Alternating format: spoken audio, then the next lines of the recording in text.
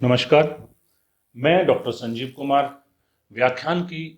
श्रृंखला में पुनः आप सभी का स्वागत करता हूं, आप सभी का अभिनंदन करता हूं। जैसा कि पूर्व की चर्चा में हम सभी ने सामूहिक रूप से विमर्श ये किया कि चाहे वो विश्वविद्यालय शिक्षा आयोग हो, चाहे माध्यमिक शिक्षा आयोग हो, इन आयोगों ने शिक्षक शिक्षा के संदर्भ में अपने जो मत दिए, वो अपने जो सुझाव दिए, वो क्या थे और उनके पीछे क्या निहितार्थ था। ठीक आज व्याख्यान की श्रृंखला में मैं आप सभी के बीच पुनः उपस्थित हूं 1964 में गठित कोठारी आयोग, जिसको राष्ट्रीय शिक्षा आयोग के नाम से भी सम्मानित किया गया। कोठारी आयोग ने शिक्षक शिक्षा के संदर्भ में क्या मत दिए, क्या सुझाव दिए, उस पर हम आज विमर्श करेंगे। इस विमर्श को हमने दो खंडों में विभाजित किया है। ये पहला विमर्श, पहला भाग आप सभी के समक्ष, और मैं प्रमाणित करता हूं कि जो शब्द हैं, जो संवाद मेरे और आपके बीच में होगा, ये मेरा मौलिक है और ये आधारित है मेरे अध्ययन पे, जो कि मैंने पुस्तकों के माध्यम से और अपने शिक्षण अनुभव में अर्जित किया है। कोठारी आयोग 14 जुलाई सन 1964 को विश्वविद्यालय शिक्षा आयोग के अध्यक्ष डॉक्टर DS कोठारी, या सम्मान से संबोधित करूं तो प्रोफेसर डॉक्टर दौलत सिंह कोठारी साहब की अध्यक्षता में एक राष्ट्रीय शिक्षा आयोग गठित किया गया और जिसको जिम्मेदारी दी गई कि वो 31 मार्च 1966 तक शिक्षा के एक राष्ट्रीय स्वरूप पे अपनी प्रतिवेदन, अपनी रिपोर्ट सबमिट करे। पर किसी कारण से ये समय अवधि 3 माह तक बढ़ी और राष्ट्रीय शिक्षा आयोग ने 29 जून 1966 को अपना प्रतिवेदन उस वक्त शिक्षा मंत्री श्री MC छागला साहब के समक्ष प्रस्तुत किया और लगभग 700 प्रश्नों का ये प्रतिवेदन, और जिसका नाम था एजुकेशन एंड नेशनल डेवलपमेंट, शिक्षा एवं राष्ट्रीय प्रगति। इस आयोग का जब गठन किया गया था तो मूल अवधारणा ये थी कि इससे पूर्व, चाहे वो विश्वविद्यालय शिक्षा आयोग रहा हो, चाहे माध्यमिक शिक्षा आयोग क्यों न हो, इन दोनों आयोगों की सीमा एक क्षेत्र विशेष तक बनी हुई थी। विश्वविद्यालय शिक्षा आयोग मात्र विश्वविद्यालय के संदर्भ में विमर्श के लिए बना और माध्यमिक शिक्षा आयोग मात्र माध्यमिक स्तर के विमर्श हेतु बना। यह तर्क थी। इसी दृष्टिकोण से 1964 में कोठारी आयोग जब बना तो कोठारी आयोग की जो परिकल्पना थी वो ये थी कि शिक्षा के एक राष्ट्रीय स्वरूप को निर्मित किया जाए, शिक्षा के समस्त क्षेत्रों पर चिंतन किया जाए, और क्योंकि हर क्षेत्र एक दूसरे क्षेत्र से प्रभावित होता है तो शिक्षा की एक राष्ट्रीय प्रणाली विकसित की जाए। और हमारे विमर्श का जो मूल केंद्र रहेगा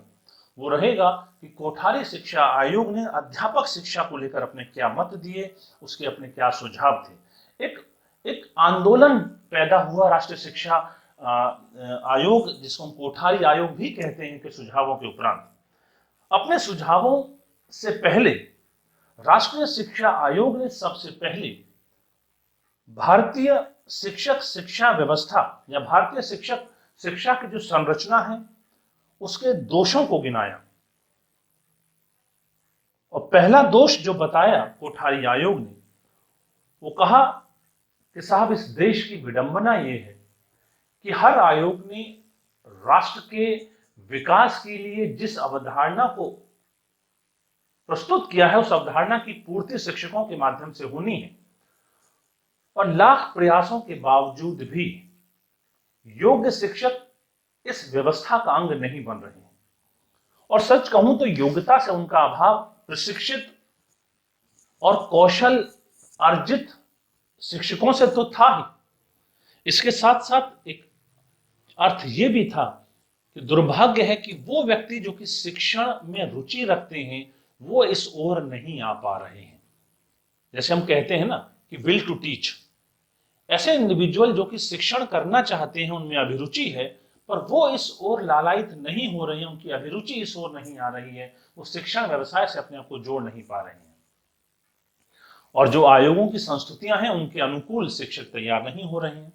तो पहला उन्होंने दोष बताया कि योग्य शिक्षकों का अभाव है शिक्षक शिक्षा का पहला दोष। और दूसरी बात वो कहते हैं, जो कि सामान्यतः हर आयोग ने भी कही, कि पाठ्यक्रम का जो स्वरूप है, पाठ्यक्रम की जो प्रकृति है, वो रुचिकर नहीं है, उसमें नवीनता नहीं है। सामान्यतः हम लोग जब चर्चा करते हैं पाठ्यक्रम को लेकर तो कहते हैं पाठ्यक्रम ही शिक्षा के उद्देश्यों की प्राप्ति का माध्यम है, मार्ग है, उसका साधन है। यदि पाठ्यक्रम प्रासंगिक नहीं होगा तो लक्ष्यों की प्राप्ति असंभव हो जाएगी। अतः पाठ्यक्रम को उपयोगी होना चाहिए, उससे रुचिकर होना चाहिए, उससे फ्लेक्सिबल होना चाहिए, उसमें एक लॉजिकल सीक्वेंस होना चाहिए, उसमें रेलिवेंस होनी चाहिए। अतः परिस्थिति के बदलने के साथ साथ पाठ्यक्रम भी बदलता रहे। वर्तमान का जो पाठ्यक्रम है वो भविष्य की अपेक्षाओं को पूर्ण करने में अपने आप को सामर्थ्यहीन महसूस कर रहा है। अतः शिक्षा जो व्यवस्था है, शिक्षा व्यवस्था है, इसमें पाठ्यक्रम को संशोधित भी किया जाए। और अगला दोष जो उन्होंने बताया कि प्रशिक्षण की जो परंपरागत विधि है हम इसको छोड़ नहीं पा रहे हैं। सामान्यतः भारतीय शिक्षा के इतिहास में अगर हम नजर डालें तो हम पाएंगे भारतीय शिक्षा का इतिहास कहीं ना कहीं शिक्षा व्यवस्था को शिक्षक केंद्रित मान के बढ़ा। उसका विकास जितना हुआ उसको हम लोग टीचर सेंटर्ड एजुकेशन सिस्टम के रूप में उसे परिभाषित करते हैं, जहां यह माना गया कि शिक्षा प्रक्रिया का प्रमुख अंग शिक्षक है और शिक्षक छात्रों को जैसे चाहे वो पढ़ाना चाहे वो उनको वैसा पढ़ा सकता है और जैसा वो उनको बनाना चाहे वो उनको वैसा बना सकता है। पर 1920 के बाद जब शिक्षा मनोविज्ञान ने अपने आप को उन्नति के शिखर पर ले जाने की कसम खाई तो शिक्षा मनोविज्ञान ने एक बात कही, जब हम लोग कहते हैं व्यक्तिगत भिन्नता का सिद्धांत, चाहे गाल्टन को कोट करें, उन्होंने कहा कि शिक्षा के लिए अभी अनिवार्य है कि वो छात्र केंद्रित हो, लर्नर सेंटर्ड हो। अब छात्र जो पढ़ना चाहे, छात्र जैसा पढ़ना चाहे और छात्र जो बनना चाहता है हमें ध्यान देना है। अतः प्रशिक्षण की जो हमारी आधारभूत और जो परंपरागत विधि थी जो कि शिक्षक को केंद्र में रखती थी उसको बदलना होगा और अब शिक्षार्थी को केंद्र में लेकर हमारे सारे भविष्य के नियोजन उस आधार पे हों। और अगला जो उनका दोष था जिसको उन्होंने उस वक्त पॉइंट आउट किया वो ये था कि प्रशिक्षण संस्थाओं का जो स्तर है, जिसको क्वालिटेटिव या क्वांटिटेटिव जो उसका लेवल है वो तुलनात्मक रूप से उच्च श्रेणी का नहीं है। यदि हम इंफ्रास्ट्रक्चर लेवल की बात करें तो न उस स्तर की प्रयोगशालाएं हैं, न लैब्स हैं, न उस स्तर के पुस्तकालय हैं, न उस स्तर के कक्ष हैं,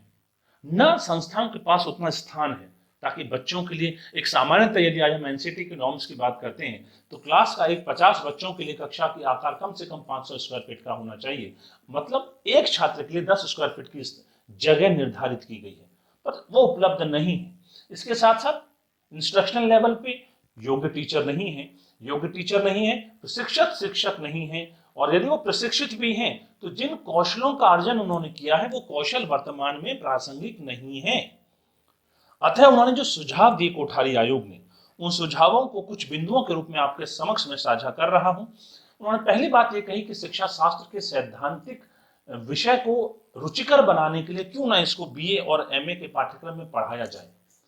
ताकि शिक्षा के सैद्धांतिक विषय वस्तु से छात्र परिचित हो और तब उनमें वो रुचि उत्पन्न होगी उस क्षेत्र में अपने आप को स्थापित करने के लिए। और दूसरी बात उन्होंने कही कि जो प्राथमिक स्तर के जो शिक्षक हैं या प्राथमिक स्तर के वो व्यक्ति जो शिक्षक बनना चाहते हैं और वो सेकेंडरी पास हैं तो उनके लिए प्रशिक्षण की जो अवधि हो वो 2 वर्ष हो। और ठीक इसके विपरीत यदि वो शिक्षक माध्यमिक स्तर का शिक्षक बनना चाहते हैं और वो स्नातक पास हैं, इफ दे आर ग्रेजुएट्स, तो ऐसे प्रशिक्षण की अवधि अभी 1 वर्ष हो, पर निश्चित ही भविष्य में इसको 2 वर्ष की कर दिया जाए। यह सुझाव प्रशिक्षण की अवधि को लेकर विश्वविद्यालय शिक्षा आयोग ने भी दिया था, यही सुझाव माध्यमिक शिक्षा आयोग ने भी दिया और यही सुझाव कोठारी आयोग ने 1964 में भी दिया। एक नई बात जो उन्होंने कही कि जो एमएड का पाठ्यक्रम है इसको 1.5 वर्ष का कर दिया जाए, अर्थात 1 वर्ष 6 माह। इस विमर्श के बाद मैं चाहूंगा शेष सुझावों को हम अगली श्रृंखला में आपसे विमर्श के रूप में प्रस्तुत करेंगे कि मेरे इस विमर्श के बाद हम चिंतन करें कि कोठारी आयोग की नियुक्ति कब हुई थी, कोठारी आयोग की अध्यक्षता किसने की थी और कोठारी आयोग ने शिक्षक प्रशिक्षण अवधि के सापेक्ष क्या सुझाव दिए थे। इस विमर्श के उपरांत हम उस योग्य होंगे कि कोठारी आयोग की अगली संस्तुतियों पर हम चर्चा करेंगे और मेरे द्वारा जो विचार आपसे साझा किए गए हैं, यदि आप इनके संदर्भ में अध्ययन करना चाहें तो डॉक्टर पीडी पाठक और डॉक्टर जी डी त्यागी की पुस्तकें हैं जिनका संदर्भ आपके समक्ष है, आप इसको भी पढ़ सकते हैं। इसी के साथ मेरे व्याख्यान की इस प्रथम श्रृंखला को, जो कि कोठारी आयोग पर आधारित थी, मैं यहीं विराम देता हूं। आप सभी का बहुत बहुत धन्यवाद।